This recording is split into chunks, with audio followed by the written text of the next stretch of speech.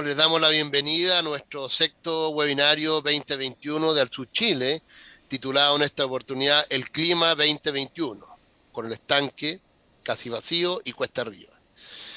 La zona centro-sur de Chile experimenta una condición hidroclimática extrema. La mega sequía se extiende por más de una década, las temperaturas continúan al alza y este año al parecer enfrentamos una hipersequía, con déficit de lluvia que por ahora superan el 60%. Tal condición ocurrió solo 3 veces en el siglo XX, en 1924, 68 y 98. Pero acabamos de presenciar una en 2019. ¿Qué impactos ambientales se observan actualmente? ¿Cuál es el rol del cambio climático? ¿Cuáles son las proyecciones para el futuro cercano, mediano y lejano? Veamos qué dice la ciencia en 2021. Esta charla estará a cargo de René Garró, profesor titular del Departamento de Geofísica de la Universidad de Chile y subdirector del Centro de Investigación del Clima y Resiliencia, CR2. René es investigador responsable de múltiples proyectos en cambio y variabilidad climática, reflejado en sus más de 140 publicaciones en revistas científicas y numerosos artículos de divulgación. Te damos la bienvenida y las gracias, René, por ¿verdad? Poder darnos esta charla y la audiencia es tuya. La modalidad que tenemos es que el expositor hace su charla, ¿verdad? Durante el desarrollo de la charla pueden ir haciendo preguntas o comentarios dentro del chat, pero también se da un espacio al final que leeremos y responderemos, pero también se da un espacio al final para que las preguntas puedan ser en forma verbal y se pueda generar un intercambio, ¿verdad?, de ideas y conceptos. Así que René, te dejo el Muchas gracias, micrófono. Pablo. Ahí ya estoy. Oye, bueno, también muy agradecido por la invitación y de ver muchas caras conocidas. Déjeme contarle un poco la historia. Ustedes ven acá dice 10 de agosto, pero hoy día no es 10 de agosto, ¿verdad? Hoy día es 25 de agosto, pero más o menos fue el 10 de agosto en que me contactó Pablo, y yo diría que por la boca muere el pez, ¿verdad? Porque creo que vio una cosa que yo publiqué o que saqué cuando todavía ya sabemos que había sequía, pero las imágenes son muy vívidas y debe haber visto algo parecido a lo que les estoy mostrando. Entonces, esto sencillamente mostraba que esto es la cubierta de nieve ahí en la cuenca del río Maipo en el Manzano, y los colores rojos muy por debajo del color azul, que es el promedio climatológico, y también la vegetación, no quiero entrar en detalles, pero la vegetación de la zona central muy deprimida. Entonces, bueno, estábamos muy atentos a esta situación. Por supuesto que esa semana, bueno, el fenómeno existe independiente que uno lo diga, ¿verdad? Y la gente se da cuenta. Aparecieron ese domingo 8 de agosto la editorial de La Tercera, estuvo dedicada a la sequía, el principal problema que enfrenta el país. 2 días después la editorial del Mercurio frente a la sequía, bla, bla, bla. No podía estar más en boga. Y después, unos días más adelante, bueno, aparece el informe de la DGA, aparece el IPCC, así que la cosa estaba muy mediática y mucha gente preguntando. Y Pablo me preguntó, y yo le dije, por supuesto, encantado de contarle un poco lo que está pasando. Entonces, cuando era el 10 de agosto, este era como el título, y de hecho era con el estanque vacío, pero algo pasó ya a la vez lo que pasó entre el 10 de agosto y hoy día 25, pero la verdad que no necesito cambiar tanto el tema de mi charla. Como me introdujo Pablo, soy profesor del Departamento de Geofísica y de la Facultad de Ciencias Física y Matemáticas de la Chile, y de este subdirector de este Centro del Clima y la Resiliencia. Lo que les voy a contar hoy día, básicamente, primero que nada, de nuevo, aunque ustedes probablemente lo saben mejor que nosotros, es que estamos en una situación que aún con las lluvias, ya lo voy a mostrar, que hemos tenido estas últimas semanas, sigue siendo muy compleja. Le empezamos a titular, nosotros somos re buenos para colocarle nombre a las cosas, porque si uno no le coloca nombre, como que las cosas no existen. Entonces le pusimos la mega sequía, ahora empezamos a hablar de esto, ¿qué es esta famosa hipersequía? Eh, Después vamos a hablar justamente de los impactos. La hipersequía, finalmente este año, vamos a ver cómo terminamos, pero igual es una condición ya que se arrastra por una década muy seca. Entonces me gustaría hablar con ustedes un poquito de los impactos que hemos visto, y acá lo que les comentaba de que básicamente son impactos superficiales, en Z mayor que cero. Después, y finalmente, lo que es importante, una cosa es la constatación de lo que está pasando, pero también tenemos que hablar de las proyecciones a largo plazo. Ahora, ahí hay un costo que pagar por eso, ¿cierto? Si uno quiere entender las proyecciones, bueno, ustedes han escuchado el IPCC estos días y toda la cuestión, y a cada uno que le preguntan, todos dicen, sí, ya la cosa no puede ser más terrible, etcétera, pero uno tiene que analizar cada evento en particular, y este es particularmente interesante y complejo para nosotros. Entonces, para realmente saber lo que va a pasar, tenemos que entender lo que está pasando ahora, hacer un poquito le llamamos climatología forense, ¿cierto? Y realmente ver en su juicio si es cambio climático o no, porque sería muy distinto decir es cambio climático, estamos listos y así nos vamos a quedar hasta el fin de los tiempos, o podría ser alguna condición un poco más transitoria. Eso lo vamos a discutir y yo voy a ser muy honesto con ustedes respecto a lo que sabemos y lo que no sabemos. Bueno, eso era mi programa el 10 de agosto, 12 de agosto y toda la cosa. Pero acá hay una imagen media satelital del 18 de agosto. Ustedes saben, tuvimos precipitaciones, acá está la región metropolitana, O'Higgins, etcétera, el Maule, y tuvimos un sistema frontal que de nuevo produjo mucha ansiedad, hubo mucha discusión en nuestra comunidad meteorológica si correspondía o no hacer estos anuncios y detener la vacunación. Bueno, eso no depende de nosotros, pero fue un sistema moderado, pero que dejó una cantidad significativa de precipitación justamente donde no medimos muy bien, en la precordillera del Maule, por ejemplo, pocas estaciones, y también en la precordillera de O'Higgins y la metropolitana. Y las cosas entonces cambiaron un poquito, y la primera pregunta que quería responder respecto a la situación actual es si seguimos en esta condición tan mala. Ahora la DGA, lo felicito, la DGA está sacando un boletín semanal. Antes era solamente el mensual. Y por ejemplo, este es el del 23 de agosto, y la verdad que los déficits siguen siendo súper grandes. Solamente, y disculpen que sea Santiago céntrico, pero también voy a mirar otras cosas. Cuando estábamos el 31 de julio, y todos echándole broma al mes de julio, ¿verdad? Súper seco, súper cálido, en Santiago el déficit era 67, pero si uno ve hoy día, en Santiago el déficit es 66, o sea, como que no cambió mucho. Ahora, en otros lugares cambió un poco más, por ejemplo, Concepción bajó un poquito su déficit de 45 a 42, Temuco de 37 a 32. La red esta que es la meteorológica de la DMC no tiene muchas estaciones en cordillera, y tenemos la impresión de que en cordillera también se acumuló un poquito más. De hecho, por ejemplo, Quinta Normal tiene déficit del 66% a hoy día, pero Tobalaba tiene un déficit, acá lo puse a mano nomás, 55%, así que el efecto orográfico es re importante, y eso enfatiza algo que toda la gente dice, pero que va más o menos lento a mi juicio, que es que necesitamos más información en cordillera, ciertamente. Y hay algo de esa información. Hace poco también tenemos un observatorio andino con imágenes satelitales. Hay que usarlo con precaución. Acá está, después les mando la dirección. Mira, Cuenca desde básicamente del Copiapó hasta por lo menos el Ñuble, y me preocupé que estuviera el Ñuble, y a ambos lados de la cordillera también.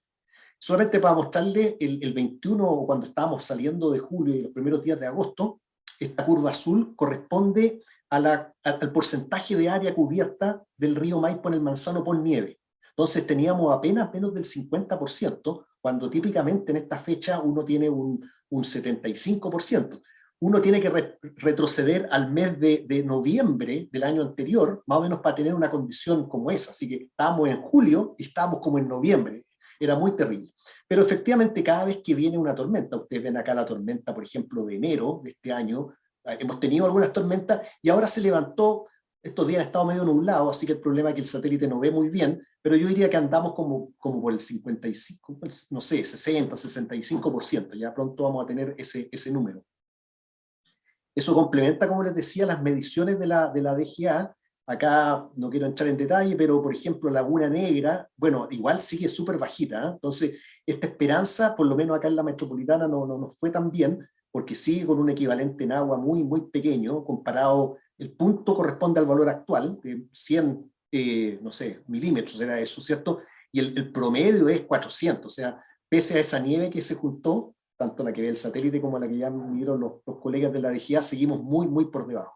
E incluso en lo Aguirre, de todo no se ve nada de auspicioso.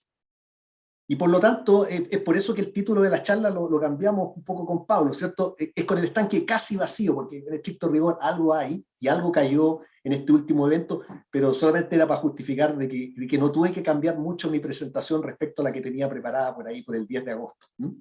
Porque está casi vacío, y cuesta arriba, porque claro, ya se nos empieza a acabar acá en la zona central, que es mediterránea, la ventana de invierno, y por lo tanto ya se nos van las posibilidades de tormentas importantes. También les quería, veámoslo un poco en contexto, esto que hablamos de la hipersequía y esta idea, porque vamos a introducir ese concepto. Esta es la serie de precipitación y nuevo es Santiago, una porque yo vivo acá, pero otra porque tiene datos desde 1820, o sea, tiene datos realmente, esto no le creemos mucho a esta primera parte, pero sí le creemos más o menos de 1870 en adelante. Y ustedes ven, como saben, acá tenemos un promedio del orden de los 300 milímetros, un poquito por encima de eso, y tenemos años buenos y años malos, años en que llegamos, esta es una escala logarítmica, así que llegamos como hasta los 700, 800. Pero también, y tenemos años, muchos años secos. Hay unos que son particularmente secos, y a eso es lo que le hemos empezado a llamar la hipersequía. Y fíjense que no hay mucho en la historia, y de nuevo, para tener un valor, de hecho, cuando uno hace el histograma, estos 4 que están acá, que antes eran 3 nomás, es como ya uno empieza a ver una muestra un poquito distinta, y voy a justificar de que efectivamente estos años son distintos. Y el primero fue el año 24, de ahí nos saltamos un gran salto hasta el año 68, después tuvimos el año 98, y tuvimos el 2019 con 80 milímetros acá en Santiago aproximadamente. Y hoy estamos acá, estamos en 96 milímetros. Yo puse acá esta línea así para colocar un nivel de corte en 100 milímetros, no queda nada, pero todavía no llegamos a los 100 milímetros. Además, consideren que de esos 100 milímetros, 40 cayeron en verano. 40 acá en la estación Quinta Normal es lo que se acumuló en esa tormenta de enero. Así que sí, estamos en una condición bien, bien crítica, como se habrán dado cuenta, y este contexto histórico muestra, también uno se empieza a preocupar en esta figura porque dice, mira, el periodo de retorno así al ojo era como entre 40, incluso podría decir 60 años, pero vamos a ver cómo termina este año, pero ahí sería un buen ejercicio para los estudiantes de hidrología, ¿verdad? De que cosas con periodo de retorno de 40 o 30 años pueden ocurrir con 2 años de separación. Uno siempre lo dice en sus clases de hidrología, pero esta va a ser una constatación dura de que eso ocurre. O lo otro que puede ser, y que lo vamos a discutir al final, es que efectivamente el periodo de retorno está cambiando. Así que todavía ahí estamos muy expectantes de lo que va a pasar. Estos años hipersecos, fíjense que todavía no he dicho nada de la mega sequía, estoy viéndolos como años individuales, son años que ustedes saben que son complicados, y eso se refleja en muchas cosas. Se refleja, por ejemplo, en que estos años, los que teníamos hasta ahora, el 98, 68 y 2019, al año siguiente los caudales del río Maipo fueron realmente muy bajos, de entre 40 y 20 milímetros. Y también hay una discrepancia importante. Estos años son todos parecidos, el 68, 98 y 2019. Ahí aparece otro aspecto interesante que hemos ido descubriendo en estos últimos años, el concepto de memoria hidrológica, porque claro, el 98, que también fue súper seco, pero el caudal no cayó tanto. Está además como dentro de esta línea, ¿verdad? Versus que, por ejemplo, el 2019, que fue más o menos igual de seco que el 98, llegamos a los 20 metros cúbicos, 25 metros cúbicos por segundo en el mes de abril del 2020.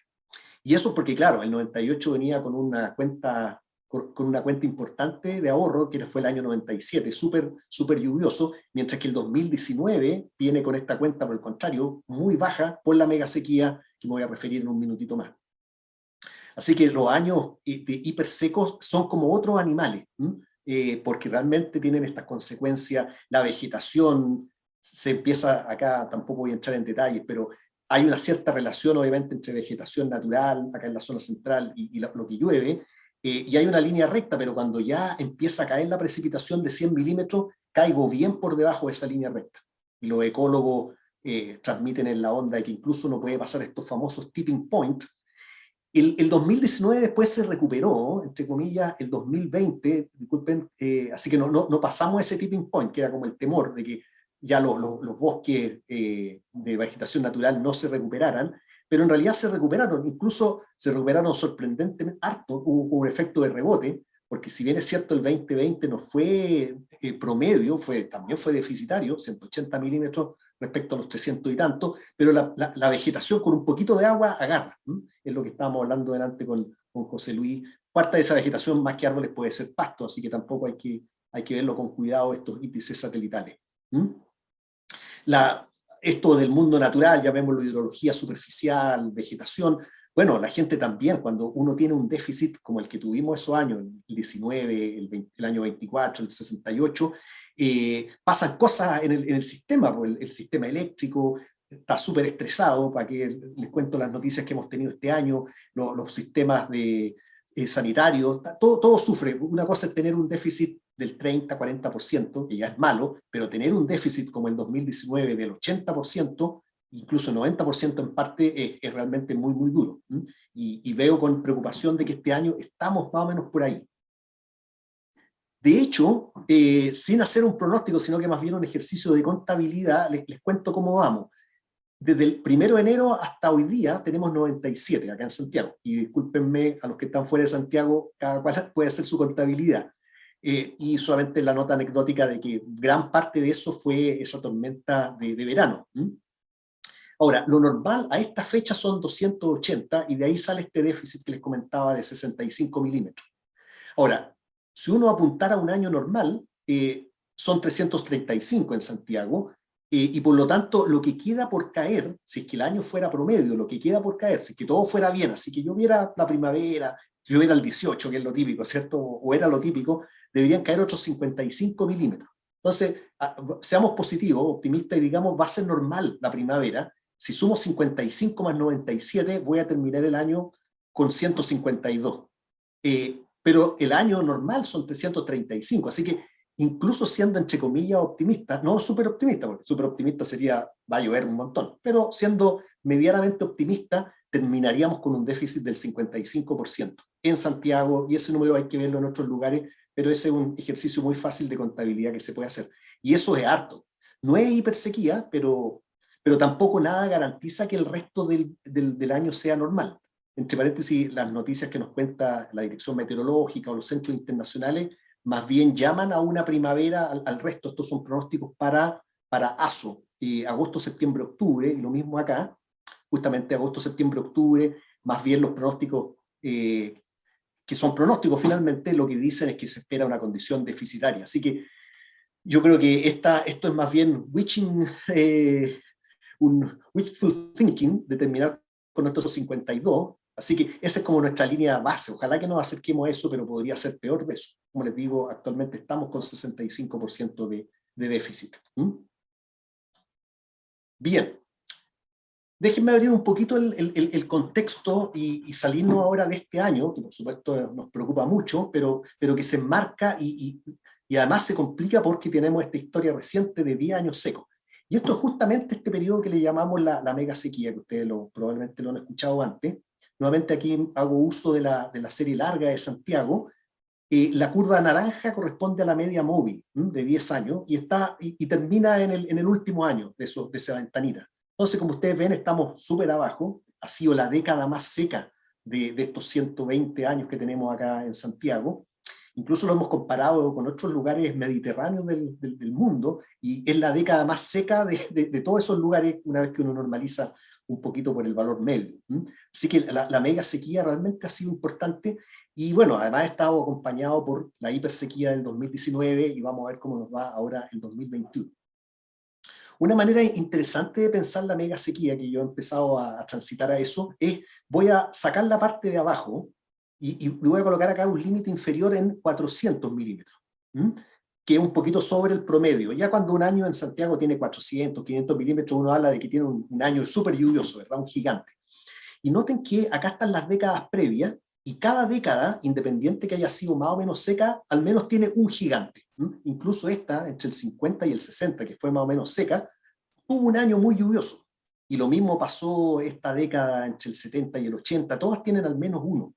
Y aquí parece que hubiéramos sacado los datos, ¿verdad? No, todavía tenemos datos, lo que pasa es que no ha habido ningún año, por supuesto, sobre 400. Incluso yo puedo colocar ahora esto, bajarlo un poquito y rebajarlo a 300 milímetros, que sería el promedio. Lo que es realmente extraordinario de esta década es que ha tenido una sequía, una hipersequía, y además no ha tenido ningún año bueno. Volviendo a la figura completa, eso es lo que hace tan seco. Por supuesto que el 2019 tira para abajo el promedio, pero lo que ha sido extraordinario en el contexto nacional, histórico e incluso internacional es tener esa secuencia ininterrumpida de años malos, o dicho de otra manera, no haber tenido un año, denme un año bueno. No, no, San Isidro se ha portado realmente muy mal y no nos ha dado ni siquiera un año bueno. ¿Mm? Y ya vamos a tratar de entender por qué. Solamente estoy colocando los hechos. Uno dice, bueno, 150 años no es tanto después de todo. Si uno quiere, si uno está viendo fenómenos de escala decadal, 150 años son 10 o 15 realizaciones de ese fenómeno, ¿verdad? No es mucho.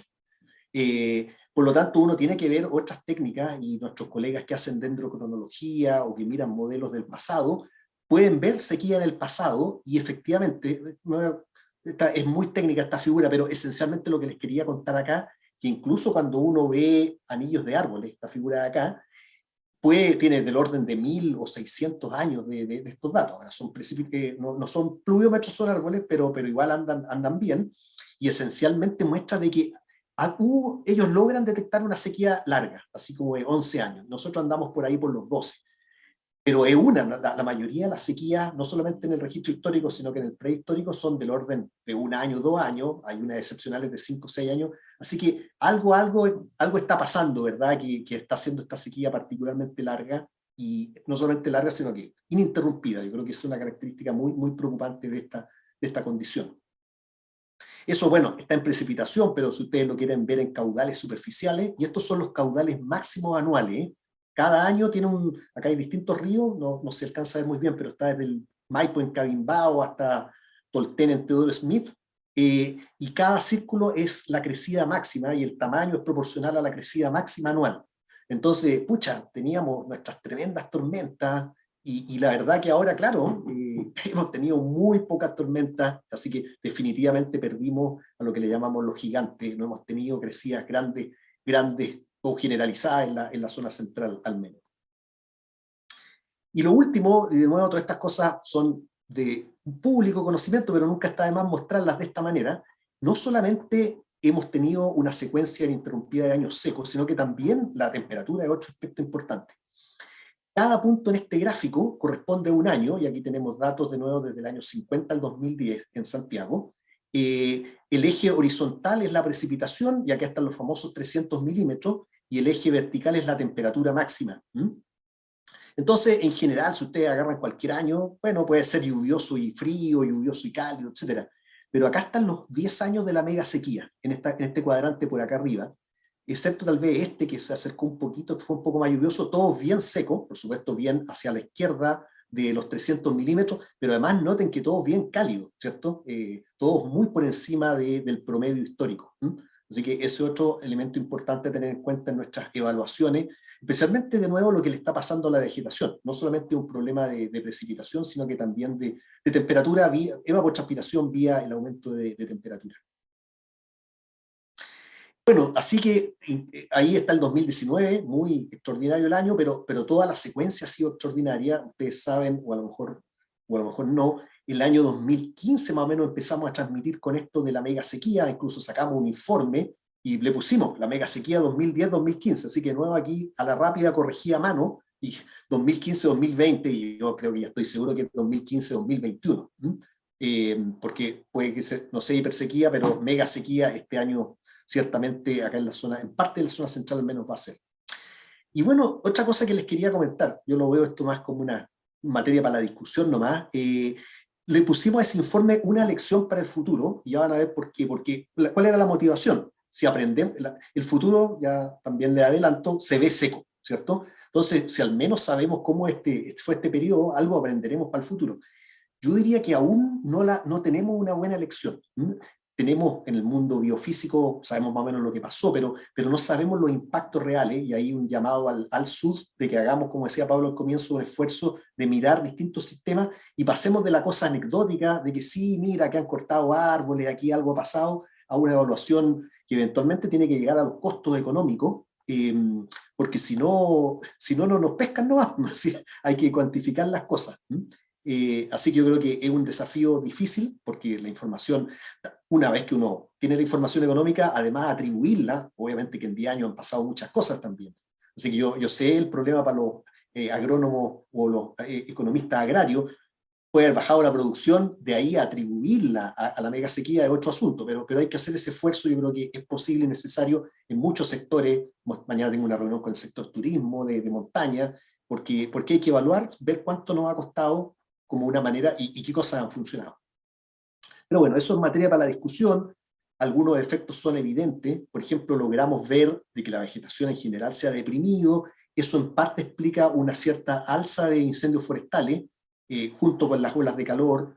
Así que tenemos mucha literatura de los impactos, pero más bien en el ámbito, de nuevo, biofísico, más que en el ámbito social y económico. Creo que ahí estamos al debe y, como lo voy a mostrar también, estamos al debe en lo que ha pasado con por lo menos yo, en lo que ha pasado con aguas subterráneas.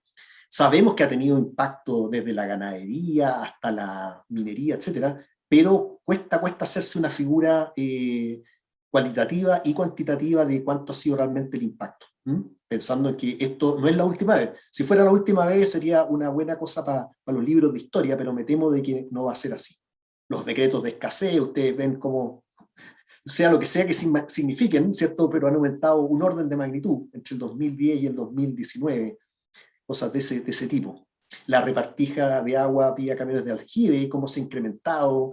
El otro día me encontré con un bastante agudo y muy bien hecho un reportaje de un sitio de periodismo de la UDP, en que ven ahí los gastos en camiones de aljibe y lo ven por comuna, y también uno ve que no siempre, bueno, hay que escalarlo por el número de personas, etcétera, pero hay todo obviamente, no sé si controversia, pero un tema importante ahí en la repartición de agua por camiones de aljibe. Y solamente para redondear y terminar de redondear esta parte, de nuevo, yo aquí les digo lo que sé y lo que no sé. Yo nunca me he metido demasiado a qué ha pasado con el agua subterránea. Y bueno, Pablo tuvo la gentileza de mandarme, yo lo primero que partí preguntándole, bueno, ¿cuáles son las cuencas? Y claro, están estos sectores hidrogeológicos de aprovechamiento común. Y la pregunta es, ¿qué le ha pasado? ¿Qué le ha pasado al agua subterránea?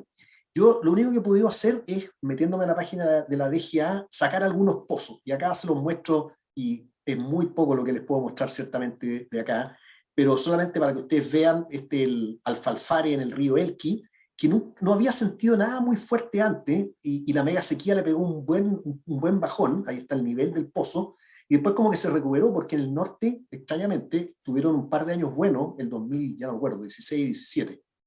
Acá hay otro, el pozo Rabuco, en el río Concagua, no había sentido nada hasta que vino, en este caso, el que le pegó el golpe fuerte fue la sequía del 2019. Y bueno, esta no sé por qué, de nuevo está esta mezcla de pozos de observación y de extracción, etcétera, pero por ejemplo el pozo Mayoco en el río Maipo, y ustedes ven, estas son series de tiempo que parten en los años 70, el declive. Entonces ahí hay una cosa ya probablemente hay una mezcla de extracciones de largo plazo y también el efecto de la megasequía, porque igual la pendiente de la curva cambia aquí después del 2010, y cambia más aún en 2019.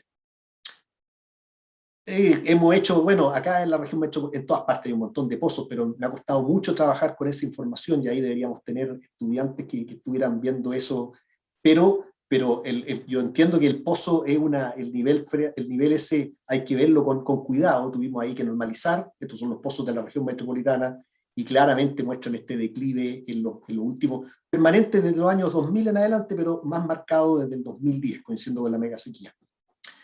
Y yo insisto que la DGA hace un tremendo esfuerzo con tanto sus informes semanales como los mensuales, y tiene unos mapas que a mí me gustan harto. Este es el mapa de precipitación, de caudales, este es medio enredado, pero estos son los embalses. Pero esto es lo que tenemos de agua subterránea. Son una serie de tiempos que yo por lo menos me cuesta verlo. Yo necesito ver mapas. Así que algún día tendremos que pasar de esta serie de tiempo a una estimación de lo que ha pasado. Y estos son como la canción así, California Dreams. Me metí nomás a cualquier página de California, y claro, uno le gustaría tener mapas, a mí por lo menos para lo que ha pasado, no sé si mes a mes, pero anualmente, y saber cuál es, este es el punto de entrada, me imagino, de los niveles. Eventualmente uno quiere el volumen o algo de ese tipo. Oye, Pablo, ¿cómo estamos en el tiempo? Estamos ya cerca de los... Partimos como a las 6:10, me parece, ¿verdad?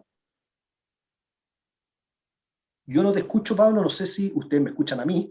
Espero que sí. ¿Va? ¿No?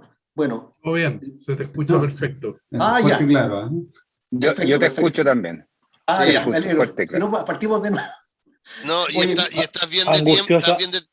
estás bien de tiempo también, René, no hay perfecto, problema, dale perfecto. nomás. Yo creo que quedan unos 10 minutos. Angustiosamente. Sí, Vamos bien con el tiempo, por lo menos eso sí, está bien. Vale. no te compliques, tienes hasta las 7 tranquilamente para terminar la presentación y de ahí conversamos un rato. Excelente. Vale. Gracias, Pablo y Eugenio, por el retorno ahí. Oye, bueno, precisamente, porque si no lo terminamos acá, lo dejamos hasta acá, pero yo creo que quieren saber lo que viene, cómo viene la mano, ¿cierto? Y bueno, acá riéndome un poco de mí mismo, coloco esta esfera así para ver el futuro.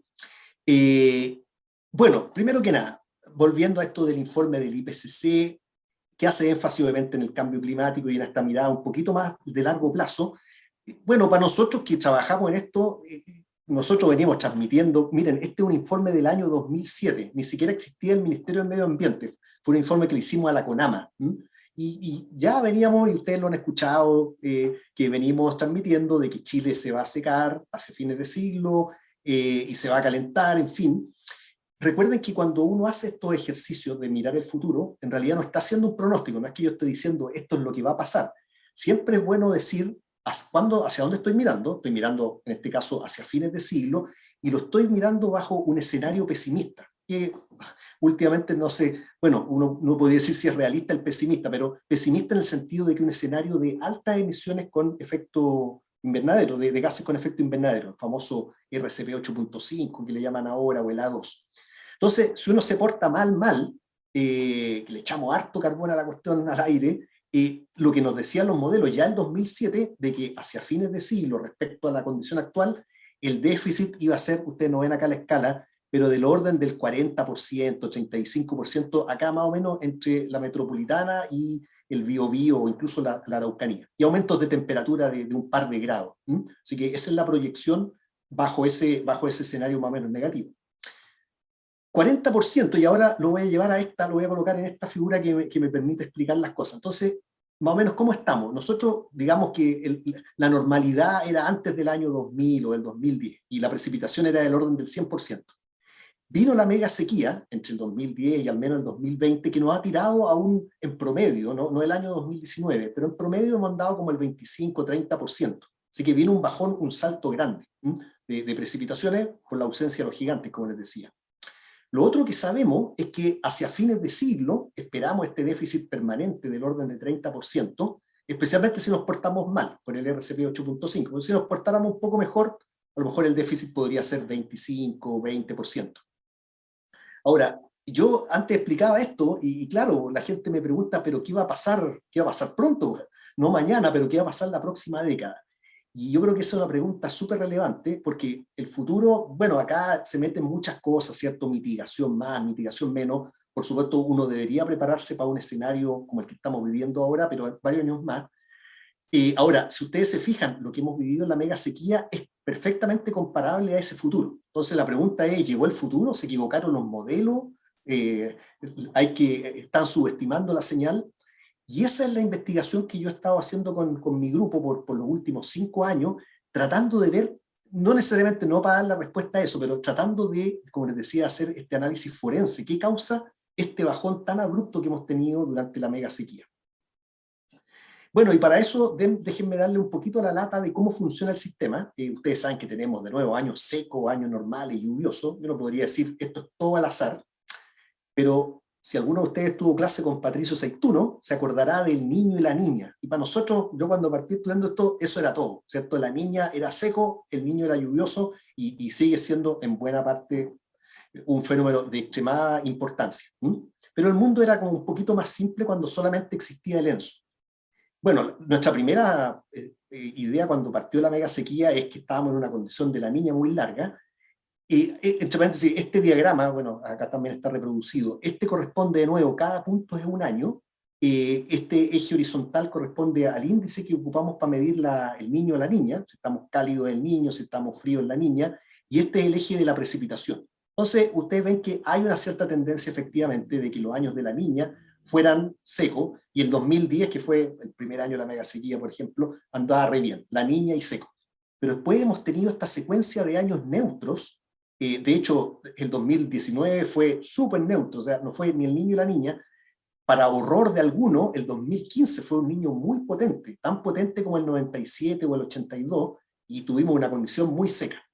Así que el Enzo, que era nuestro caballo de batalla, se nos ha ido cayendo y no parece controlar, y la mayoría de los años de la mega sequía son años neutros. Bueno, esto, como les digo, daría para un seminario completo y después lo podemos conversar, pero nuestra investigación actual ha apuntado a una cuestión que le llamamos la mancha cálida, ¿m? Que es una temperatura anormalmente cálida, ¿cierto?, frente en el Pacífico, pero al otro lado del mundo, más bien cerca de Nueva Zelanda. Y, de nuevo, por razones que les voy a mostrar a continuación, esa mancha cálida, todavía no estoy, los científicos siempre vamos así, paso a paso, ¿verdad? Entonces, aparentemente la mancha cálida es responsable en parte de nuestra sequía. ¿Por qué? Tenemos como 3 papers hablando de esta cuestión. Acá está nuestra mancha cálida. La mancha cálida de alguna manera contribuye a reforzar el anticiclón del Pacífico, que es el enemigo de la lluvia en Chile central, ¿verdad? Y a disminuir la presión en la periferia antártica, así que las tormentas se van para el sur. Así que esa es como la secuencia. La mancha cálida, por alguna razón apareció cerca de Nueva Zelanda, nos ha reforzado el anticiclón del Pacífico y eso nos ha quitado precipitación, no solamente en Chile central, sino que en toda esta diagonal que ustedes ven acá. Así que eso fue lo primero que aprendimos, no era la niña, es más bien la mancha cálida, un nuevo elemento del hidroclima de Chile. Lo siguiente que uno se pregunta es, ¿esta mancha cálida es cambio climático o no es cambio climático? Y esa es una pregunta muy importante. La mayoría, los comentarios así coloquiales, todo es cambio climático, ¿verdad? Y uno lo van a chocar en la calle y van a decir, no, pues cambio climático. Así que ojo con eso. Miren, acá de nuevo está, no tengo la precipitación, pero esto es lo que hemos observado en presión. Y aquí está, estos colores naranjos representan el incremento de presión frente a Chile central. Eso es lo que hemos observado y eso es lo que está produciendo el déficit de manera muy determinística, muy mecanista, muy cercana. Cuando uno le pregunta a los modelos que solamente ven el cambio climático, porque acá hay una mezcla, en las observaciones uno no sabe si es natural, es antropogénico. Uno en los modelos, especialmente cuando promedia muchos modelos, se queda exclusivamente con la señal de cambio climático. Y cuando ve esa señal, efectivamente ve que se parece a lo que tenemos acá. La escala de color es la misma, pero es mucho más débil. Entonces, lo que sabemos hasta el momento es que el cambio climático se proyecta en esta señal que disminuye las precipitaciones en Chile central, pero no explica toda la señal. Y por eso, que parezca medio extraño, nosotros decimos actualmente de que la señal de cambio climático para este periodo actual, para el periodo 2010-2020, explica, digamos, un cuarto, y no puede ser un 0,28 o 0,3, son números aproximados, pero no es la señal más importante por ahora. Ahora, esa señal va a continuar en el futuro. El resto, para tener una sequía, es debido a la mancha, y la mancha, hasta donde sabemos, puede ser, hasta donde sabemos, ¿cierto?, puede ser de origen natural. Eso, entre comillas, es una buena noticia, porque lo podemos explicar, y ahora yo antes tenía acá un signo de interrogación, ¿verdad? Entonces ahora lo voy a colocar en nivel, más bien en términos de probabilidad de que ciertas cosas ocurran. De nuevo, es el pasado reciente, andábamos 100% de precipitación, vino la mega sequía. La mega sequía, como les decía, y uno puede argumentar más al respecto, pero por razones de tiempo no lo vamos a hacer, como 1/3 de la señal es debido al cambio climático, y eso es irreversible. El otro 2/3, y también probablemente hay algo de mala suerte, así que tampoco tiene que sumar la cosa a uno, pero gran parte de la señal es asociada a esta mancha, y esa mancha, que la hemos visto también en el pasado, tal como veíamos el niño, esa mancha puede ir y volver, puede incluso enfriarse. Así que, como todos los fenómenos naturales, es esencialmente reversible. Entonces, mirándose al futuro, de nuevo, si yo miro el futuro de muy largo plazo, la señal esta del cambio climático le va a seguir quitando agua a Chile central y vamos a llegar a un escenario de sequía permanente, ya no le vamos a llamar sequía, le vamos a llamar nuestro clima seco, ¿verdad? Ahora, en la próxima década, de nuevo, pensando en que hay una parte que es natural, es difícil de que la cuestión se empeore mucho más a nivel de década, no quiere decir un año en particular. Es igualmente improbable de que volvamos a los años 2000 o 1990, 1980 como décadas, ¿ya? De nuevo, años individuales puede pasar casi cualquier cosa. Esa es una condición muy improbable porque, como les digo, parte de este déficit ya tiene la mascarita del cambio climático y esa avanza en una pura dirección y nos va a seguir acompañando. El cambio climático no se va a acabar ni hoy ni mañana. Ahora, vamos a estar entre eso, vamos a estar entre que probablemente no estemos en el escenario por acá arriba. Es muy difícil que la mancha, lo que hemos visto en la historia, y de nuevo con simulaciones prehistóricas y cosas así, la mancha es un fenómeno de escala decadal. Eso significa que puede durar 12 años, puede durar 15 años, puede durar 20 años, pero eventualmente tiene una fecha de término y cambia de fase. Así que es probable que en la próxima década veamos algún alivio respecto a lo que hemos tenido en esta década. Y como les digo, todo esto no es un... Claro, ahora yo estoy tratando de relatar lo mejor posible, pero de nuevo se fundamenta acá la pieza clave y ahí está el valor de la ciencia básica que hacemos nosotros de alguna manera, se fundamenta en esta división que pudimos hacer de la señal de la megasequía en una parte antropogénica y en una parte natural. Y la parte natural, como les digo, son los ciclos típicamente oscilantes. Así que de nuevo, cuando uno escucha estas cosas de todo es cambio climático, sí, hay una parte de cambio climático, pero no todo es cambio climático. Y bueno, si lo quiero colocar de manera bien coloquial, la respuesta a esta pregunta, ¿llegó el futuro? Yo diría que aún no, pero así va a ser. Y con esto termino, Pablo, no tengo una figura final, así conclusiones. Yo sigo pensando que nos vamos moviendo hacia este clima más cálido, más seco. La mega sequía ha sido particularmente dura, en el sentido que larga e ininterrumpida, precisamente porque se ha mezclado una señal antropogénica con una señal natural y con mala suerte. Si acá en Chile Central también importa la mala suerte. Piensen ustedes en La Serena. La Serena, su precipitación básicamente depende de que llegue o que no llegue un frente, ¿cierto? Si llega dos frentes, tienen superávit. Si le falta un frente, se quedan sin precipitación ese año. Así que recuerden que nosotros hacemos hidrología de zonas áridas y es muy complicada. Así que la mala suerte funciona. Pero en resumen, el futuro probablemente todavía no es, pero así va a ser y va a venir. Ojalá que tengamos una década que nos dé algún respiro. Eso no quiere decir de que vayamos a tener todos los años súper lluviosos, ni lo contrario, pero deberíamos tener algún año lluvioso, y eso es lo que hace la diferencia de una década de mega sequía con una década de no mega sequía. No es tanto de que tengan años tan malos, sino que las décadas previas que no nos parecían tan secas es porque tuvimos un par de años en que se cargó todo, se cargó las napas subterráneas, la nieve, la vegetación, etcétera. Y lo último que quería decir, nomás, Pablo, lo que conversamos al comienzo, de nuevo, esto, con todo lo malo que ha sido, yo sigo pensando que tenemos que sacar más lecciones.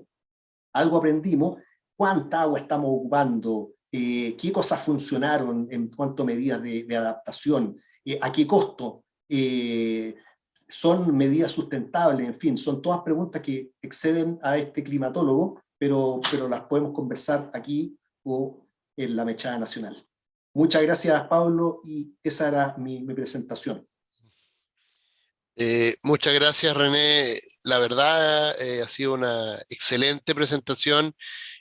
Hay varios conceptos que para los que hemos trabajado en esto, ya llevamos contigo varios seminarios donde nos has ido ilustrando, ¿verdad? Pero aquí aparecen algunos conceptos nuevos bien interesantes que al menos yo que no he estado más allá de lo general que uno ve percibiendo. Así que tengo yo varias como reflexiones o consultas, pero voy a primero abrir el debate y las consultas al panel, al resto, ¿verdad? A los participantes, así que por favor, el que quiera consultar puede hacerlo, si quieren van levantando la mano. Tengo a Eugenio primero con una primera consulta. Gracias, Pablo. Felicitaciones, René. Muy gráfica y muy clara y didáctica tu presentación. Para mí una novedad eso que hablas de la mancha cálida, me parece genial, una mirada distinta, un enfoque que sea abriendo la mente. Y te quería preguntar si ustedes han correlacionado esa mancha cálida con el hecho que es una zona que tiene permanentemente terremotos. No sé si ustedes han fijado que en ese sector de las islas, no sé qué, al lado oriente de Australia, digamos, hay una concentración en los últimos 5 o 6 años de terremotos que son de magnitudes 7 para arriba. y muchos y muy seguidos. No sé si tenga alguna vinculación. Gracias, Eugenio, por tus comentarios. Y claro, justo como tú dices, de alguna manera está en el otro lado del anillo de fuego, ¿verdad? Muy cerca de Nueva Zelanda. Justamente mañana va a salir un artículo con colegas neozelandeses, y yo lo molesto, está de nuevo en cuarentena, y le digo, no lo hacen todo bien, ustedes están en cuarentena.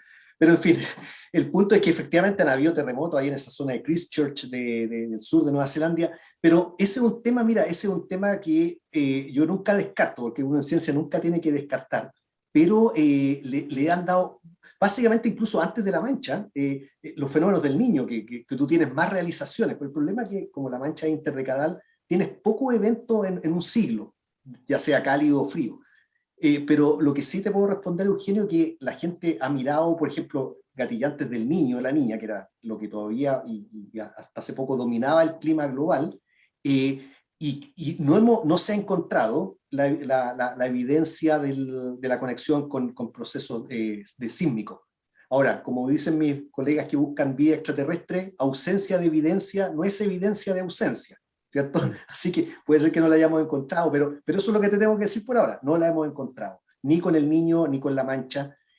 Es más o menos novedoso esto de la mancha, efectivamente, en parte porque está en una parte en que la gente, excepto los neozelandeses, que no están ni tan cerca, no vive ahí, pero yo creo que va a escuchar más y yo encantado después también de compartir más información acerca de eso, porque a todos nos interesa saber si se empieza a borrar la mancha o no, así que yo los voy a mantener modestamente informados y con guía Pablo o quien sea ahí pasarle los papers respectivos.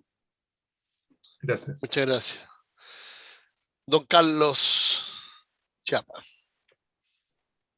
José Luis José Luis Arumi tenía parece una pregunta en el chat antes, Pablo, perdón. Perdón, no lo di el chat. Sí, José Luis ya.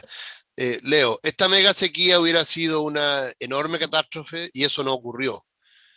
La razón es que pudimos usar las aguas subterráneas, pero la recarga ha disminuido, así que hay que pensar cómo recuperar aquellos acuíferos que hemos sobregirado. Más que una consulta, es un comentario que está haciendo José Luis en relación a tu última slide,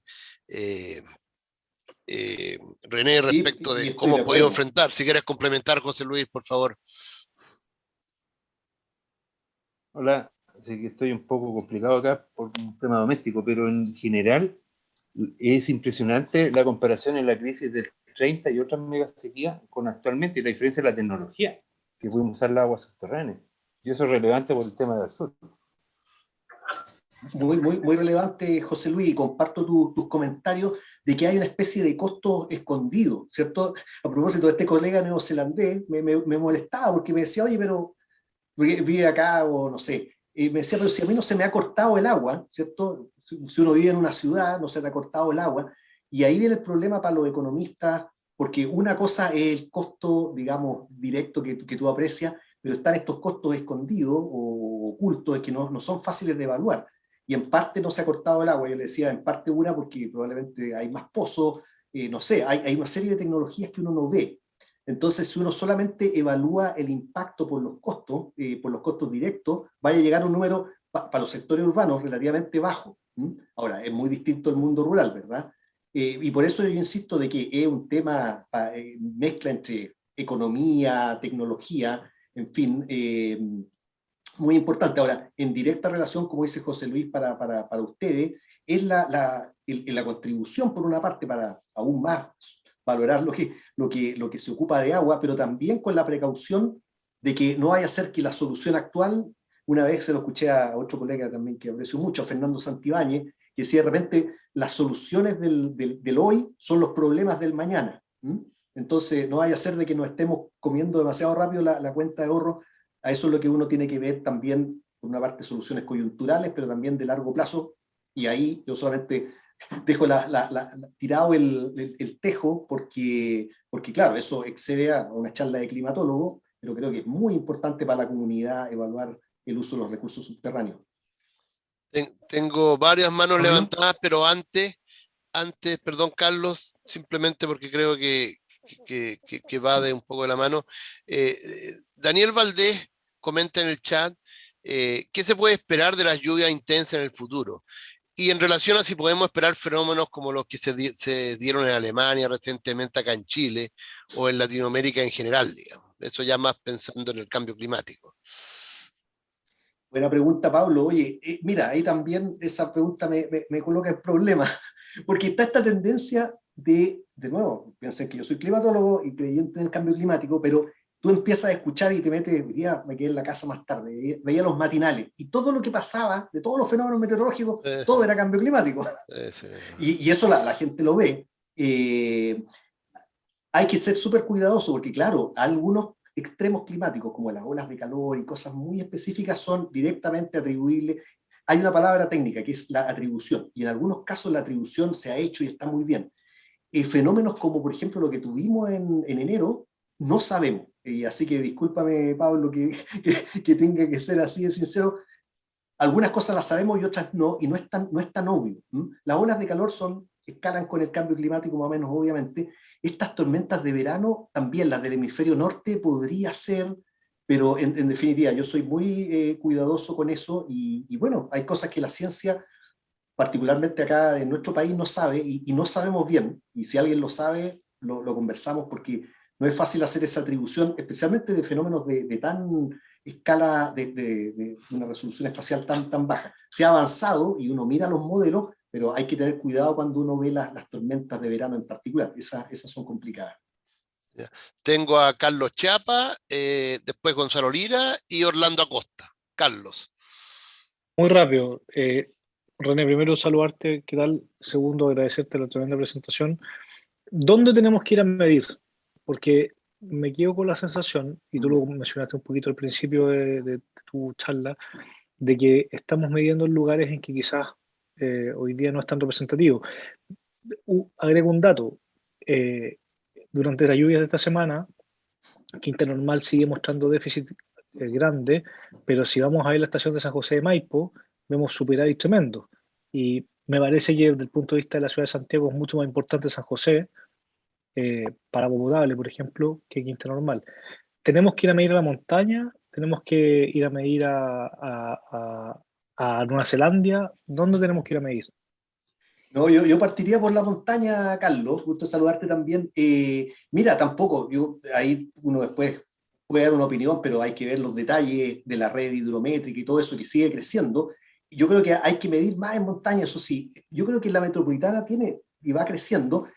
Si tú me preguntaras, yo viendo nomás el mapa de estaciones, una parte que me complica es como del sur de Rancagua para el sur, porque la zona de Rancagua, el Teniente, ahí hay buenas observaciones también, pero después viene tierra incógnita, excepto todo lo que el Pinguiririca, el Teno, te salta hasta el Maule, y ahí ya recién aparecen algunas. En general yo diría que la cordillera es un lugar importante. Ahora, no solamente es dónde medir, Carlos, y con esto termino, hay que medir, es súper difícil medir en cordillera, por razones obvias de logísticas, pero además hay que medir nieve, ¿cierto? Y ahí viene este problema que todos ustedes conocen si medimos con Snow Pillow o con estos pluviómetros tremendos. Estamos comprando un par de instrumentos nuevos, a ver cómo funcionan, vamos a instalar uno arriba, pero yo colocaría mis fichas así rápidamente en la cordillera.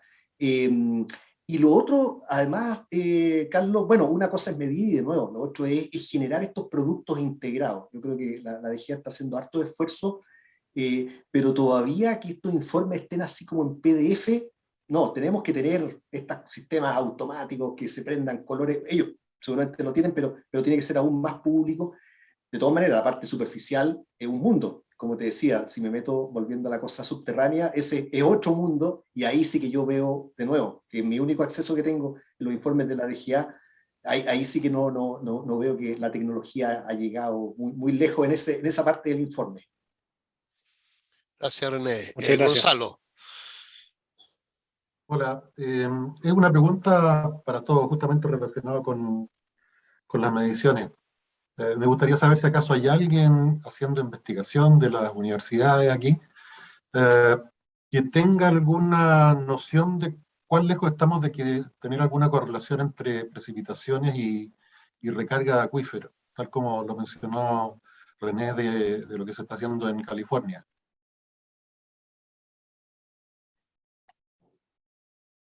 Yo ahí paso, Pablo.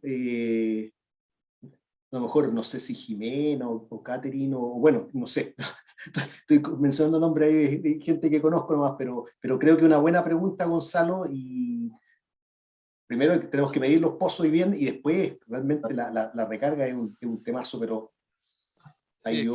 Es que yo creo que una cosa es correlacionar eventualmente niveles de agua subterránea con, con lluvia, digamos, y otra cosa es la recarga propiamente tal que tiene algunos matices que yo al menos que sepa no tengo claro investigaciones que se estén haciendo concretas al respecto. Algo hemos conversado con José Luis Arumí, Pablo, pero sí, Pablo, sí, dale. no sé si Mira, Ricardo Sí, Yarzún tuvo un proyecto en que trabajamos en este tema y en la región de Coquimbo, eso es lo más concreto que está publicado, algo más hemos hecho acá en Ñuble. Pero lo que vimos es que es impresionante, como decía René, un año lluvioso en Coquimbo y la recarga de agua subterránea aumenta considerablemente. Entonces podemos tener que la recarga está concentrada en los años lluviosos y en los años secos es prácticamente nula. O sea, no habría un delay entre precipitación y recarga, o sea, sería relativamente inmediato en el Es como tiempo. una barrera de potencial. Tú tienes que tener una cierta cantidad de precipitación para vencer la Ya. evapotranspiración que queda agarrada en el suelo. Digamos, el suelo es siempre la barrera porque está la evapotranspiración. Entonces, si hay una cantidad de precipitación que sobrepasa cierto nivel, produce recarga. Eso es lo que hemos visto con Ricardo. Ya, pero igual se dan cuenta que estamos a nivel semi-cuantitativo. O sea, todavía no tenemos un modelo más preciso, sobre todo, o sea, ya hablando a nivel de zonas de aprovechamiento común ya sería mucho más complicado, pero todavía no sabemos bien esa modelación. así es. Orlando, posteriormente Humberto, tengo con mano levantada también. Hola Orlando, ¿cómo estás? Hola, hola Valo, hola a todos. Hola René, saludarte, gracias por la presentación. Te quiero agradecer especialmente porque claras como siempre, basadas en evidencia como siempre, mirando el clima del pasado, cosa que es muy relevante para mirar el clima del futuro, y sobre todo por tener la valentía de resistirte al sensacionalismo, ¿no? Que a veces nos lleva a querer explicar las cosas sobre modelos y elementos que la verdad tienen incertidumbres enormes. Así que eso de entrada. Una pregunta concreta. Hay una tendencia en el sector del agua en Chile, tanto público, incluso académico, regulatorio, por la vía de manuales, papers, etcétera, de tender a usar la estadística de los últimos 30 años, como si tuviésemos que tomar los últimos 30 años y mirar porque ese es el nuevo clima. Y eso trae consecuencias, y voy al punto que quiero exponer, en, por ejemplo, diseño de obras hidráulicas. Comenzamos a diseñar obras hidráulicas, comenzamos a tomar decisiones hidrológicas, de planificación hidrológica y de planificación hidráulica, basadas en las estadísticas de los últimos 30 años.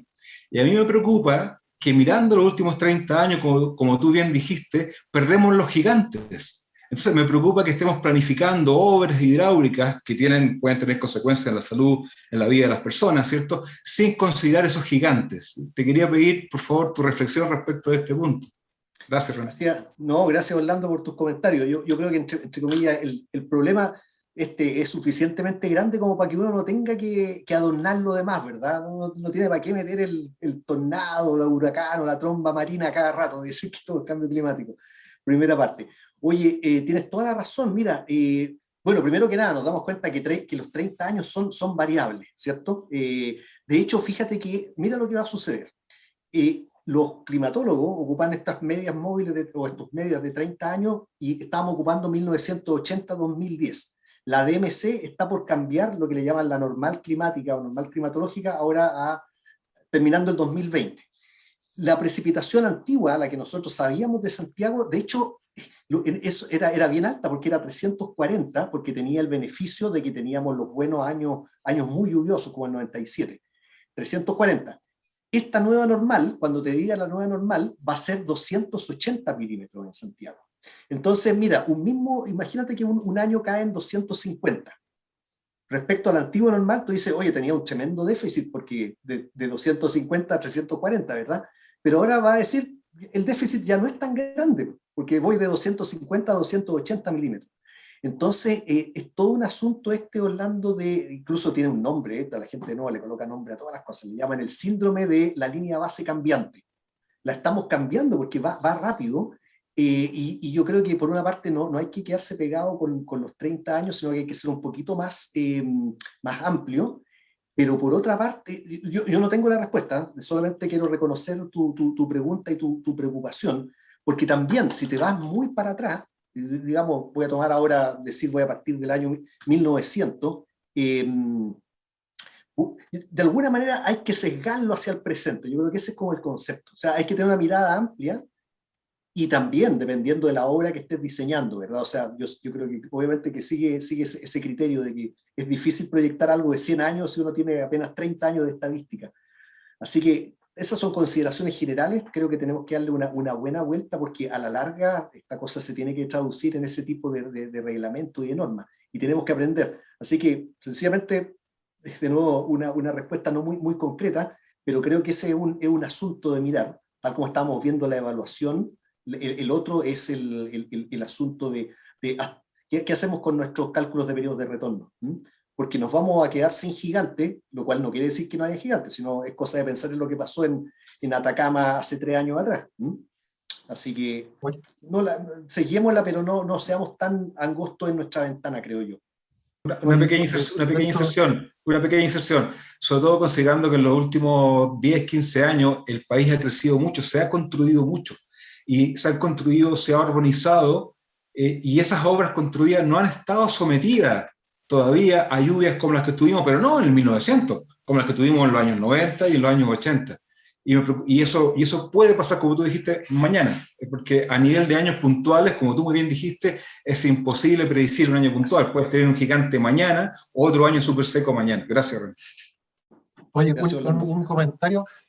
Hace poco escuché a un científico que está yendo mucho a radios y matinales. Es una persona que tiene estudios muy abundantes en hidrología. Pero él dijo una cosa que me dejó para adentro, o sea, fue fuerte. Él dice que ya no es momento de seguir construyendo embalses, porque ya no va a haber lluvia suficiente para llenar esos embalses. ¿Qué tanto le crees tú a eso, René?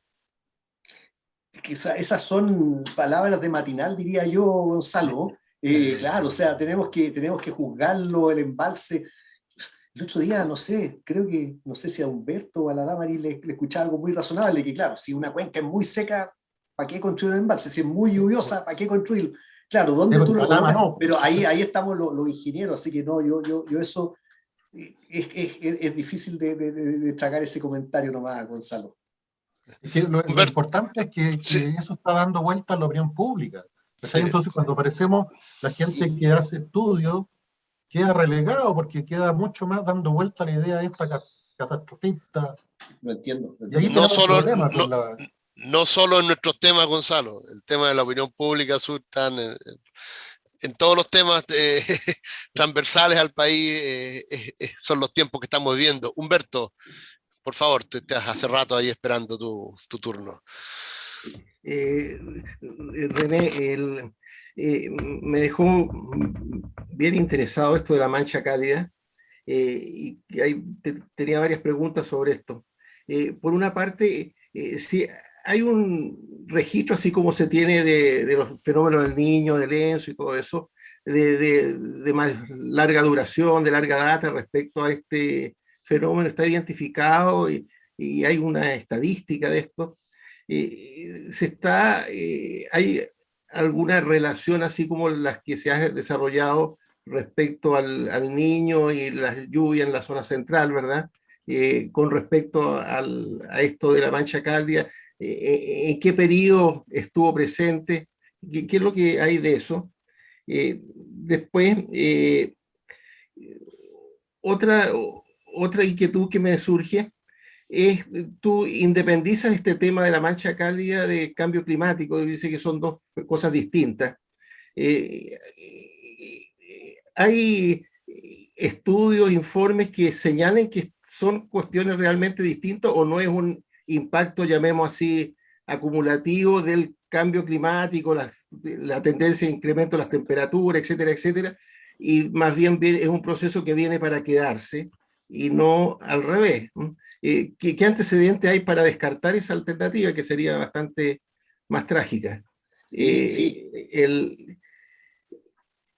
Y otra pregunta que no tiene que ver con la mancha cálida, pero que es un tema que me preocupa mucho, es que uno si quieres Humberto Palilo, te quedas lo con la dejamos aquí. palabra, que Ya. responda primero René eso y después haces la otra, te mantienes la palabra, digamos. Ya, fantástico. Eso. Buen punto. Eso es una buena interrupción momentánea, ¿cierto? Mira, te voy a mandar después, lo comparto también vía Pablo, lo que sea. Tenemos estos papers y tenemos una nota semitécnica de divulgación que se llama Te pillamos, pues, compadre, el rol de la mancha cálida en el clima de Chile Central, como para empezar a conversar. De nuevo, esto es ciencia y está en progreso, espero. Mira, primero que nada, la mancha cálida por donde está, no tiene muchos referentes. A ver, es difícil mirar la historia o la paleohistoria de la mancha cálida, porque a diferencia, por ejemplo, del Niño, que están los arrecifes, aunque no lo crean, la gente lo reconstruye con arrecifes de coral, con los españoles viajando entre Manila y Callao.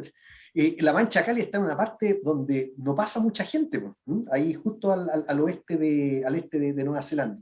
Pero tenemos algunos registros y también tenemos modelos del pasado, y te cuento al tiro, muy buena tu pregunta. En general, uno asume, cuando nosotros partimos, dijimos, oye, la mancha cálida debe ser como el Niño, y uno tiene ese mindsetting, dice, es natural, ¿ya? Y la miramos en simulaciones del pasado, y también en algunos paleoregistros, y la encontramos, y dura 20, 30 años de calentamiento. Y la mancha cálida no es de los últimos 10 años, se ha estado calentando esa zona desde más o menos 1980, 1990, así que es un fenómeno de larga duración. Y esos fenómenos de calentamiento gradual los observamos en el pasado, Humberto. Así que ahí estamos más o menos seguros de que esto ha ocurrido antes, y si ha ocurrido antes, quiere decir de que es más bien natural. En nuestra última investigación, que te la puedo compartir mañana, mostramos de que, si bien es cierto, ha ocurrido antes y por lo tanto pensamos que es natural, hasta ahí estábamos súper tranquilos, nos dimos cuenta de que este calentamiento excede lo que habíamos visto previamente. Y por lo tanto, Humberto, de nuevo, esto es ciencia, como te digo, da la impresión de que, siendo un fenómeno natural, yo antes dividíamos, decíamos mancha cálida, natural. Yo había una diapositiva en que aparecía un signo de interrogación. Y decíamos, porque era nuestra intuición. Ahora nos damos cuenta que efectivamente gran parte es la mancha cálida, pero puede ser que el cambio climático también le esté metiendo energía a la mancha cálida. Y eso es lo que me hace que tenga trabajo por los próximos 3 o 4 años. Y una pregunta de nuevo científicamente interesante que va a tener implicancia. Ese es el estado actual, Humberto. Es un fenómeno natural en cuanto lo observamos en el pasado de distintas maneras. No tenemos un súper buen microscopio para mirarlo antes, pero sí lo encontramos en el pasado.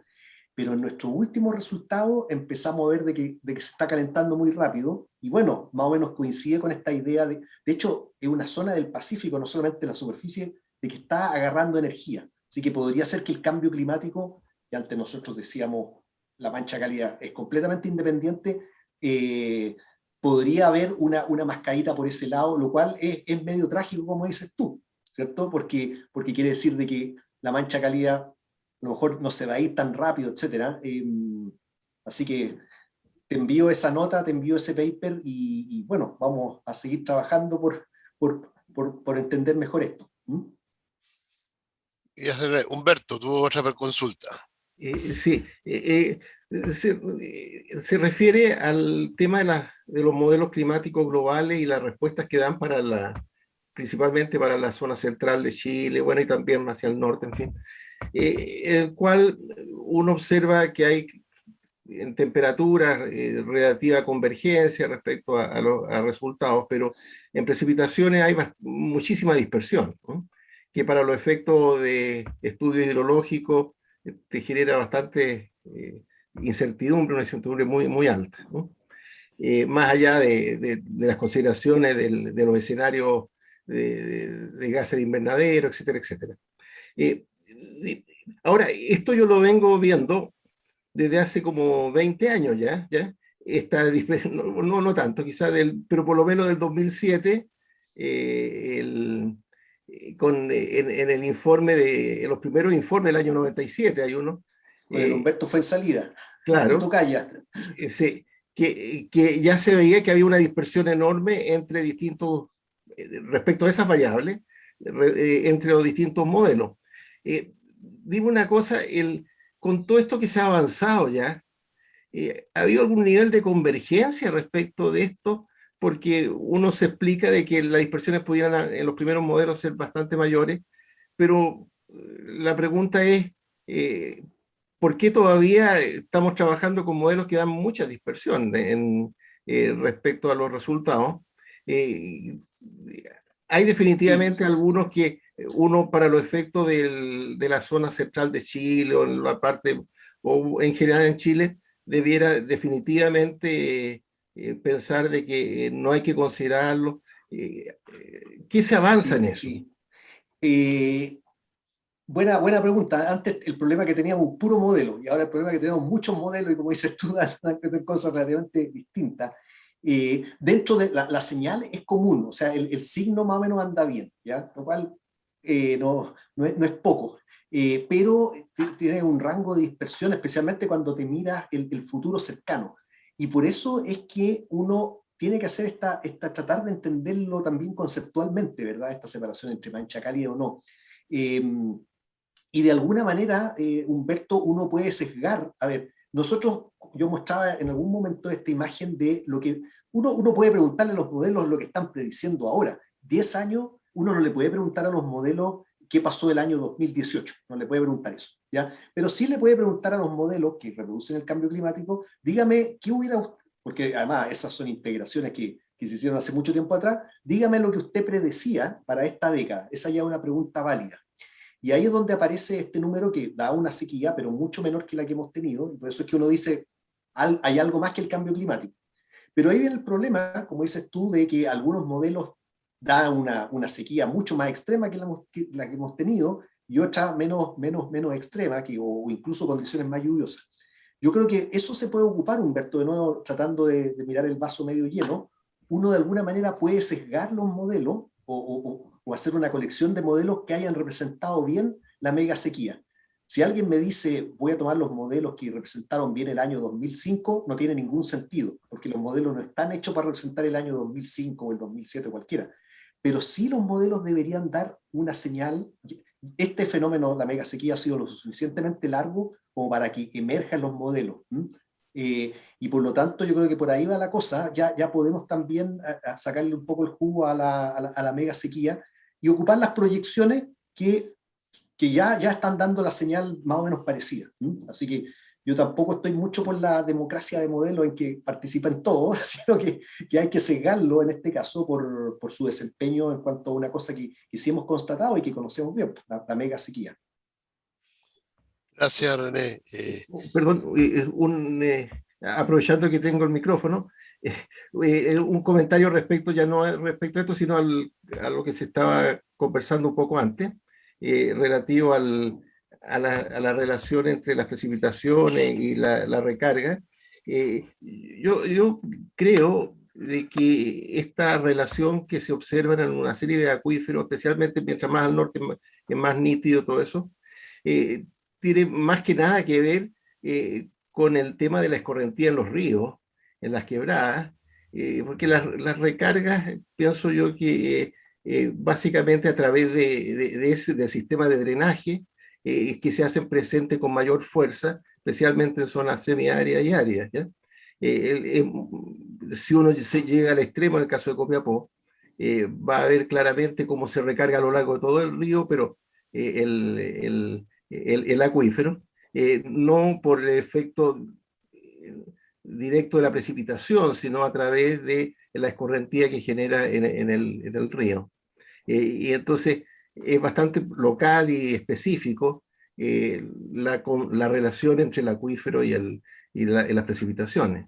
Depende de la fuente de recarga que se generan en cada caso en particular y cuál es el mecanismo a través del cual un año lluvioso se transmite al acuífero. Así que en ese sentido pienso que la cosa va más por ahí y por eso es más complejo quizás, ¿no? Tengo a Rodrigo Aldea y Eugenio Celedón, pero antes un par de comentarios y consultas del chat. Bueno, Recordarles que esta presentación está grabada en el sitio del Sur, así que la pueden, tanto como la discusión. Pregunta Ruth Riquelme. ¿Esta mega sequía se manifiesta en otros países de América, Europa y en general en otros países del mundo? No. Nuestro clima mediterráneo, Ruth, me parece, ¿cierto? Sí. Es bien, hay 5 regiones mediterráneas en el mundo, ¿cierto? California, Australia, parte Sudáfrica, parte de Australia y la cuenca del Mediterráneo propiamente tal. Mira, incluso es contradictorio. De hecho, cuando uno ve este mundo más cálido, uno espera más vapor y más convección, y cuando mira de nuevo, si los modelos los vamos harto, y los modelos dicen que va a llover más en muchas partes del planeta, y está lloviendo más en muchas partes del planeta. A nosotros, en las regiones mediterráneas, de nuevo, olvidémonos ahora, no expliqué por qué el cambio climático produce sequía, pero de todas maneras, en esencia, expande la celda de Hadley y corre los oeste hacia el sur. ¿Ya? Esa es como la cosa muy resumida. Y eso nos pega a unas pocas regiones, y por lo tanto, sequía hay en todas partes, de nuevo, y tú puedes tener una sequía anual o interanual o semestral o lo que sea, pero así como mega sequía y perspectivas secas, lamentablemente estas 5 regiones, y dentro de esas 5 regiones, la verdad que Chile se lleva el premiado porque le pega más fuerte. Así que esa es la respuesta, Pablo. Perfecto. Es bien propia de los regímenes mediterráneos, bien propia de los regímenes mediterráneos. Bueno, algunos comentarios de gente que ha tenido que retirarse por tiempo, que te agradece la presentación, como Jaime Solari, ¿verdad? Antes de darle la palabra a Rodrigo, Eugenio, quiero un poco más de cosas del chat que venía un poco de antes. Consulta Gabriel, ¿qué piensas sobre el bombardeo hacia las nubes? ¿Podría ser esto una solución así como lo hicieron en los Emiratos? Mira, ahí el gran problema que yo veo de ese tipo, a ver, cuando tú tienes un año tan seco como este, no hay nada que bombardear. Pues. Después podemos discutir si sirve, si es que uno tuviera una nube, pero el problema es que no tenemos nube. No es que esté así.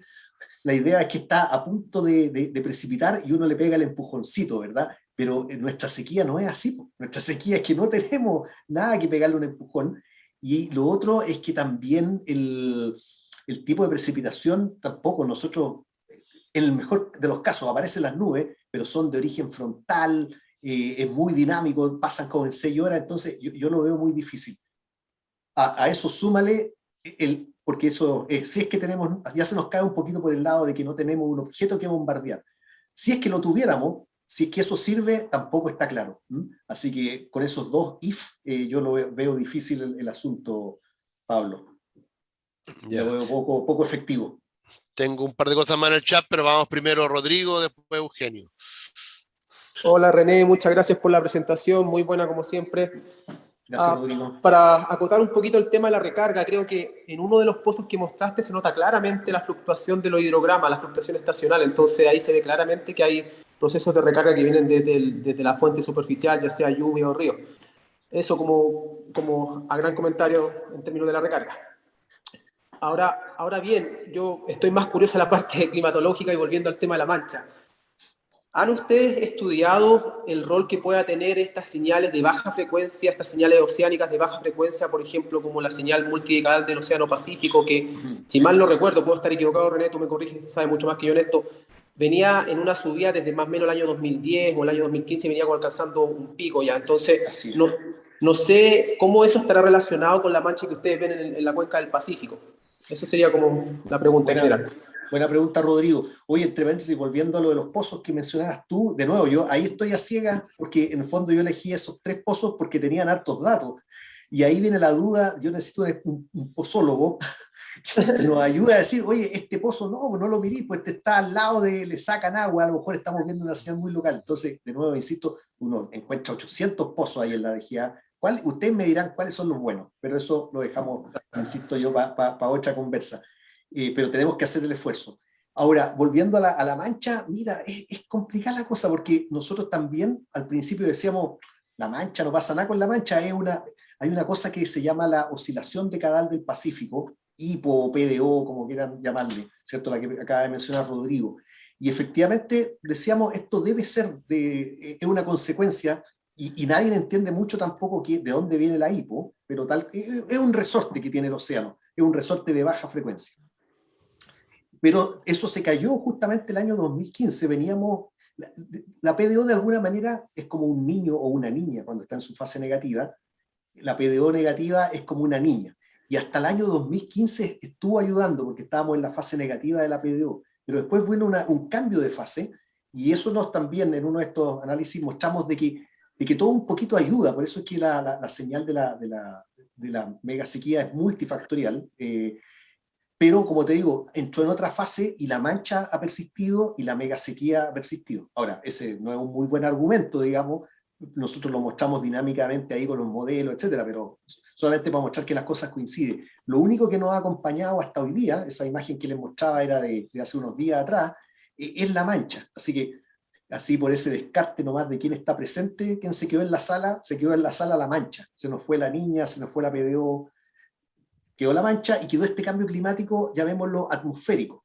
Pero, volviendo a una pregunta de Humberto, que ahí espero darle una buena respuesta en el ALSUD 2023, más o menos, puede ser que el cambio climático también le esté, el océano también siente el efecto del cambio climático, y de hecho absorbe un montón de calor, y una de las partes que está absorbiendo calor es debajito de la mancha. Así que puede haber algo de eso. Bueno, me fui para otro lado, Rodrigo, pero no es solamente la hipo, tiene algo que ver, pero no es la pura PDO. Sí, para cerrar nomás la idea, René, porque recuerdo más o menos hace un tiempo atrás, bueno, y todavía se habla, la parte más caliente de la Tierra está en el Océano Atlántico, ¿cierto? Donde se producen los ciclones tropicales que llegan a Miami y todo ese cuento. Entonces ahí también hay una señal multidecadal que es más o menos de entre 40, 70, 80 años. Y en la señal del PDO, porque tenemos la decadal, que llega hasta 30 años, pero después hay una mucho mayor que es sobre los 30 años. Entonces, esa es una de muy baja frecuencia que creo que han estado estudiando, y por eso estaba curioso de que si podía haber alguna influencia desde esa señal que es de mucho más baja frecuencia. El gran problema de esas cosas, Rodrigo, para cerrar nomás, solamente para decirte por qué no tenemos respuestas tan concluyentes, es que cuando uno saca pecho y dice, tengo un registro de 150 años, de lo que sea, y como dices tú, estas señales interdecadales las entendemos pocas porque hemos tenido pocas realizaciones del evento, ¿cierto? A lo mejor hemos capturado 2, entonces no tenemos fotos muy buenas. Y eso mismo también hace que uno tiene que ser, me encantan las modelos y los modelos, pero hay que verlos con cuidado, porque hay resortes en la naturaleza. Hay un resorte que lo conocemos súper bien, el Niño. Conocemos la dinámica, tiene unas masas por aquí, unas masas por acá, pero hay otros que no los conocemos tanto y los modelos no necesariamente los reproducen bien, así que sigamos ocupándolo, pero también sigamos viendo. Lo único que quiero decir es que uno no puede mirar los puros modelos, apretar el botón y que te salga un resultado. Siempre hay que ser, ustedes lo saben mejor que yo, muy juicioso con lo que sale. Definitivamente un problema multifactorial. Sí. Eugenio, antes de darte la palabra, solamente porque tengo una consulta en el chat que va muy en línea con lo que estamos viendo ahora, dice, ¿esta mancha cálida significaría entonces más agua evaporada en el Pacífico?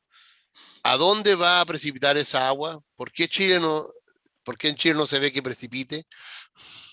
Sí, pues lamentablemente así funciona el sistema terrestre, lo que se evapora en una parte puede irse a cualquier otro lado. Mira, lo que hemos notado es que tú tienes esta fuente de humedad y fundamentalmente lo que se ha desviado hacia el sur es la trayectoria de tormenta, y fíjate que eso explica en parte, no sé si es la explicación de primer orden, pero la península antártica ha tenido más eventos de precipitación. Si tú te vas al extremo sur a Magallanes, también hay evidencia, y ahí de nuevo, a propósito de dónde hay que medir, afortunadamente ahora se está midiendo, pero toda la Patagonia, llamemos Magallanes, también tiene una señal, es la única parte del país donde los modelos te dicen que va a aumentar la precipitación y las observaciones te dicen que no ha disminuido, lo cual no quiere decir que haya aumentado, pero parte de eso pueden ser sistemas frontales que están pasando muy, muy rápidamente por el extremo sur, pegándole al sur de Chile. Gracias, René. Eugenio. Gracias, Pablo. Antes de mi pregunta, que también tiene que ver con la mancha cálida, más bien un comentario, es sobre la recarga que están preocupados. Yo comparto que la recarga tiene una relación directa con la pluviometría y los cursos superficiales, y que en el fondo eso es una relación muy visible. Pero estamos en un país lleno de fallas, y sobre todo hacia la zona norte, mi opinión y mi experiencia dice que una parte importante de la recarga de los acuíferos viene de la cordillera y de la nieve. A pesar que sean zonas tan altas, pero impactan rápidamente en la meseta central y eso se aprecia también en el Valle del Copiapó. Pero ahora volviendo a la Mancha Cálida, cuando te planteé el tema de los temblores o de los terremotos o la cosa sísmica, lo asociamos solo a lo tectónico. Pero siempre he pensado que siendo la zona que es y la forma en que está constituida por su composición de formación geológica, qué sé yo, que son todas volcánicas, yo de verdad creo que ahí hay un proceso volcánico de fondo de mar, digamos, y que pudiese tener un efecto de calentamiento del agua y que sea un foco de una olla a presión o perfectamente pudiera estar abierto incluso abajo, no necesariamente salir hacia arriba, no lo estamos mirando, y que tiene un impacto directo que sería interesante poder darle ese foco o analizarlo desde esa perspectiva. Lo bueno, pero Eugenio, de nuevo, que uno puede hacer un cálculo de servilleta. Fíjate que los últimos, y eso también, cómo aumenta la tecnología. Antes uno miraba la superficie del mar. Ahora hay una red de sondas Argus que perfilan el océano. Entonces ya se está trabajando más con esta idea del heat content, del contenido de calor en el océano. Entonces, y sabemos que se está acumulando ahí, la mancha cálida es como la expresión superficial de algo. Entonces uno podría preguntarse, oye, para calentar, ahí el océano tiene como 3.000 metros, ahora la parte que se está calentando son los primeros 1.000 metros, pero uno puede hacer el cálculo de servilleta, ¿cierto? Rho, CP, H, no sé, de T a DT, se puede calcular cuánto calor es ese y cuántas fuentes geotermales. Así que yo no tengo la respuesta, pero pienso que la hipótesis hay que verla y hay que ver efectivamente si la escala te da. Así que lo podemos hacer, Eugenio. Le voy a pedir a mis alumnos que lo hagan. La pregunta número 2 del control 3. En todo caso, el calentamiento sería por actividad volcánica, no por los terremotos, porque los terremotos están en la zona de convergencia de placas y los volcanes están desplazados de la zona de convergencia. Sí. O sea, más bien hay una relación con la actividad volcánica más que con los terremotos. Sí.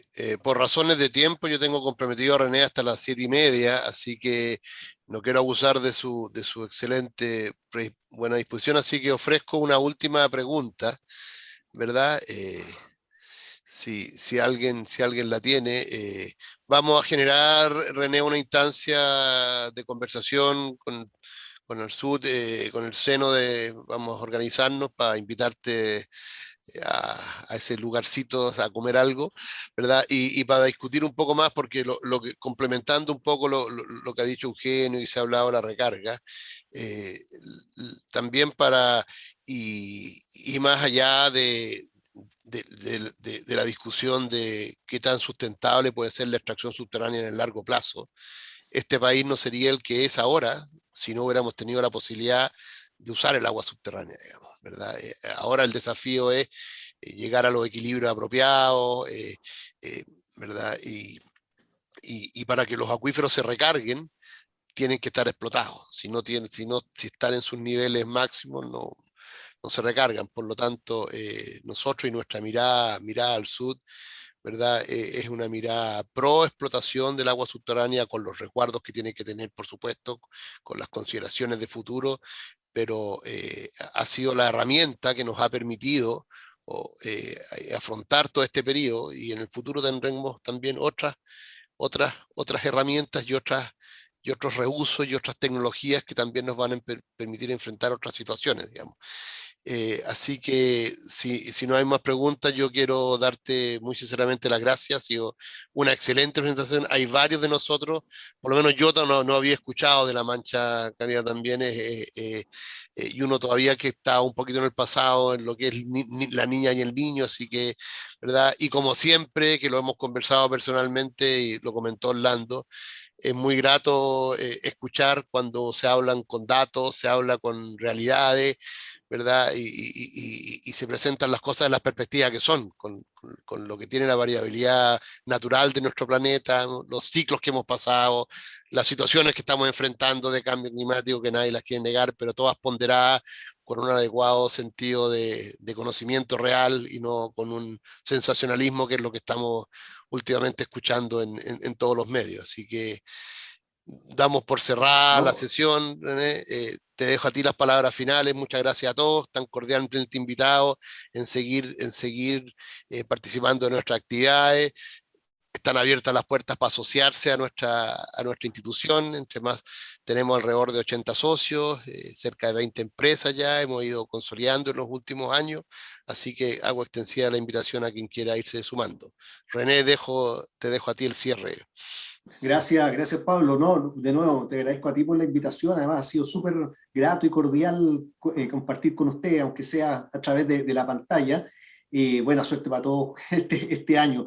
Y no, mis reflexiones finales son dos. Una, y creo que lo mencionó también José Luis, yo creo que hay que colocar en valor esto que mencionabas tú, ¿cierto? El aporte del agua subterránea, colocarlo en valor y entenderlo bien. Y entiendo todas las complejidades, pero como decía alguien, si uno no cuantifica y no muestra de manera correcta, no pasa mucho, y todo lo contrario, en un escenario en que las cosas que son básicamente eslogan y propaganda muy de Twitter, ¿cierto? Yo creo que hay que estar preparado para eso. Y ahí yo creo que vamos a conversar, aparte de la broma esta de que nos juntamos en alguna parte en la mechada nacional, pero no, el CR2 y bueno, mis colegas ahí también, pues en hidrología de la Chile y en otras partes, yo creo que tenemos que, se habla harto esto de la información y toda la cosa, pero hay que hacerlo concreto. Y creo que hay muchas cosas que podemos emprender empresas comunes. Y de nuevo, yo creo que ustedes ya lo vieron, uno no tiene que exagerar, el problema es suficientemente grave y existe y lo estamos viviendo, así que hay que ser ponderado, pero eso, claro, no niega en absoluto la gravedad del problema. Y si algo tiene positivo esto, es que de nuevo podemos sacar lecciones, pero tenemos que sacar las lecciones ahora. Yo creo, como decía alguien, de que esta situación hace 80 años atrás o 50 años atrás, quién sabe cómo habría sido, ¿cierto? Tenemos que tratar de mirar, nosotros estamos justamente tratando, lamentablemente no hay muchos datos de la hipersequía del 24 o de la del 68, pero también es un ejercicio súper interesante compararnos cómo la tecnología y la estructura y todo esto nos han ayudado a afrontar esta hipersequía, que para muchos ha tenido costos muy grandes, pero otras cosas han seguido funcionando. No sé, esas evaluaciones hay que hacerlas y encantado de colaborar en ese sentido con ustedes, Pablo. Y sí, ya estamos bien excedidos en el tiempo, encantado de seguir hablando, pero lo dejamos para la próxima. Gracias, René, gracias a todos, que estén muy bien. Chao, gracias, Pablo, un gusto verlo.